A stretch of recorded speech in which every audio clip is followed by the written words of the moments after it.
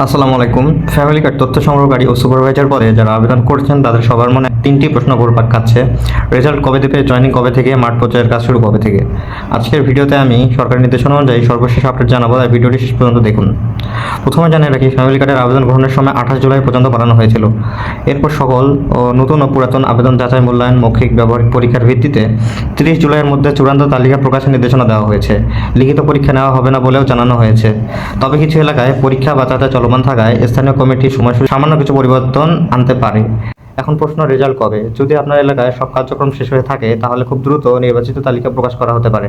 তবে মনে রাখবেন, সব উপজেলায় একই দিনে ফল প্রকাশ নাও হতে পারে।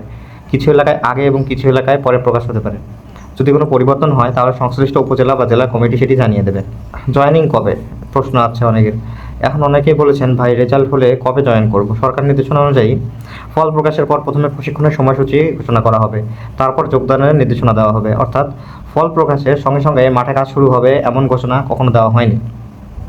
এখন প্রশ্ন করতে পারেন, কাজ কবে শুরু হবে?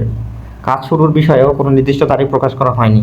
তবে সাধারণভাবে সম্ভাব্য ধাপগুলো হবে: চূড়ান্ত ফলাফল প্রকাশ হবে, প্রশিক্ষণ হবে, আইডি এবং দায়িত্ব প্রদান করা হবে, এরপর মাঠ পর্যায়ে তথ্য সংরক্ষণ শুরু হবে।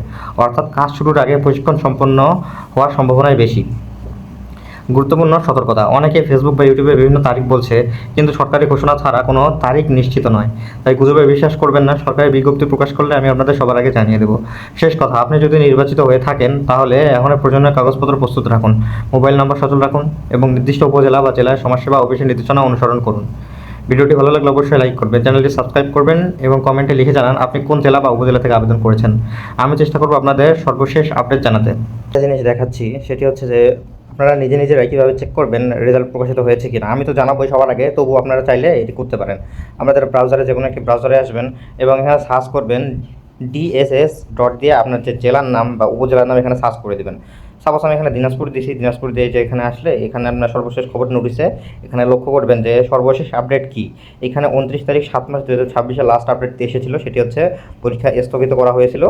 এটির একটি আপডেট, এই যে এখানে ডাউনলোডে ক্লিক করলে এখানে দেখতে পারবেন যে কি এখানে আপডেটটা আসছিল। এরকম করে আপনারা আপডেটগুলো চেক করতে পারেন। অবশ্যই আমি রেজাল্ট প্রকাশ হওয়ার সাথে সাথে একটি ভিডিও নিয়ে আসবো এবং জানা দিব আমার টেলিগ্রাম চ্যানেলে। ওই টেলিগ্রাম চ্যানেলে জয়েন হন না, অবশ্যই জয়েন হবেন। সেখানে আমি সবার আগে যে কোনো আপডেট আসলে ওখানে প্রকাশিত করে থাকি। যারা জয়েন আছেন তারা তো জানেনই, তবু আমি একটা দেখাই দিই কীভাবে এখানে আপনার ব্রাউজারে গিয়ে সার্চ করবেন। সাপোজ আপনার ব্রাউজারে যাবেন, যাওয়ার পর এখানে লিখবেন যে DSSS ডট, সাপোজ মনে করেন যে রংপুর। এই যেখানে রংপুর সমাজসেবা কার্যালয় রংপুর, এখানে আমরা ওয়েবসাইটে আসবো।